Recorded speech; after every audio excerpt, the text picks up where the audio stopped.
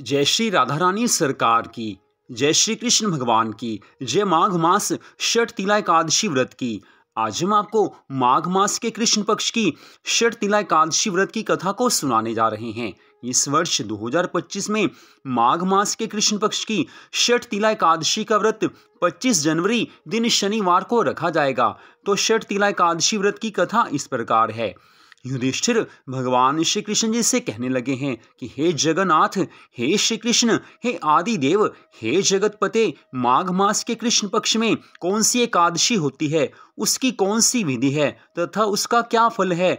हे प्रभु, ये सारी कथा सुनाने की कृपा कीजिए। युधिष्ठिर के इन वचनों को सुनकर भगवान श्री कृष्ण जी कहने लगे हैं कि हे राजन सुनो, माघ मास के कृष्ण पक्ष की जो एकादशी है वह षठ तिला एकादशी के नाम से विख्यात है, जो सब पापों का नाश करने वाली है। अब तुम षठ तिला एकादशी व्रत की पाप हारिणी कथा सुनो, जिसे मुनि श्रेष्ठ पुलस्त जी ने दालभ्य से कहा था। दालभ्य ने पूछा कि हे ब्राह्मण, मृत्यु लोक में आए हुए प्राणी प्राय पाप कर्म करते हैं, उन्हें नरक में नहीं जाना पड़े, इसके लिए कौन सा उपाय है, ये बताने की कृपा कीजिए। पुलस्त जी महाराज कहने लगे हैं कि हे महाभाग, तुमने बहुत उत्तम बात पूछी है, बताता हूँ सुनो।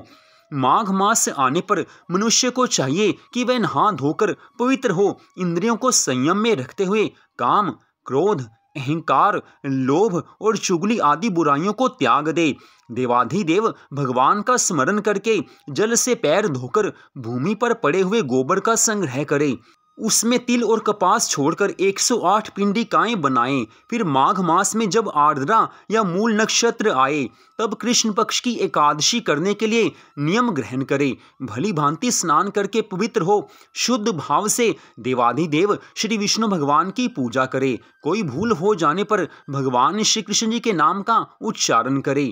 रात को जागरण और होम करे। चंदन, अर्गजा, कपूर, नैवेद्य आदि सामग्री से शंख, चक्र, गदा धारण करने वाले देव देवेश्वर श्री हरि विष्णु भगवान जी की पूजा करे। तत्पश्चात भगवान का स्मरण करके बारंबार श्री कृष्ण नाम का उच्चारण करते हुए कुम्हड़े, नारियल अथवा बिजोरे के फल से भगवान को विधि पूर्वक पूज कर अर्घ्य दें। अन्य सब सामग्रियों के अभाव में 100 सुपारियों के द्वारा भी पूजन और अर्घ्य दान किए जा सकते हैं।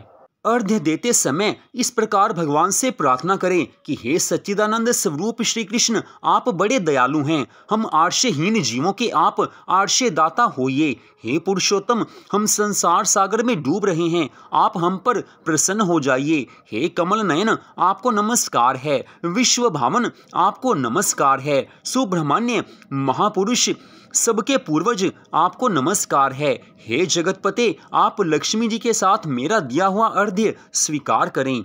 इस प्रकार प्रार्थना करने के पश्चात ब्राह्मण की पूजा करें, उसे जल का घड़ा दान करें, साथ ही छाता, जूता और वस्त्र भी दें। दान करते समय ऐसा कहें कि इस दान के द्वारा भगवान श्री कृष्ण जी मुझ पर प्रसन्न हो। तत्पश्चात अपनी शक्ति के अनुसार श्रेष्ठ ब्राह्मण को काली गऊ का दान करे। हे ब्राह्मण, विद्वान पुरुष को चाहिए कि वह तिल से भरा हुआ पात्र भी दान करे। उन तिलों के बोने पर उनसे जितनी शाखाएं पैदा हो सकती हैं, उतने 1000 वर्षों तक वह मनुष्य स्वर्ग लोक में प्रतिष्ठित होता है, जो तिल से भरा हुआ पात्र दान करता है। षठ तिला एकादशी व्रत के दिन तिल से स्नान करें, तिल का ही उबटन लगाएं, तिल से होम करें, तिल मिलाया हुआ जल पिएं, तिल का दान करें और तिल को भोजन के काम में लें। इस प्रकार 6 कामों में तिल का उपयोग करने के कारण ये एकादशी षठ तिला एकादशी के नाम से जानी जाती है, जो सब पापों का नाश करने वाली है। इतनी कथा सुनाकर भगवान श्री कृष्ण जी महाराज धर्मराज युधिष्ठिर से कहने लगे हैं कि हे राजन, इस प्रकार तुम्हें माघ मास के कृष्ण पक्ष की षठ तिला एकादशी व्रत की कथा को सुनाया है। इस व्रत को रखने से मनुष्य के सभी पापों का नाश हो जाता है। तो यहीं पर माघ मास के कृष्ण पक्ष की षठ तिला एकादशी व्रत की कथा का विश्राम होता है। इस कथा को आपने सुना, आप सबका हार्दिक धन्यवाद।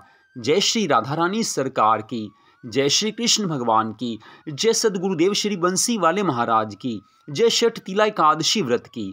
जय जय श्री राधे, जय जय श्री राधे, जय जय श्री राधे श्याम।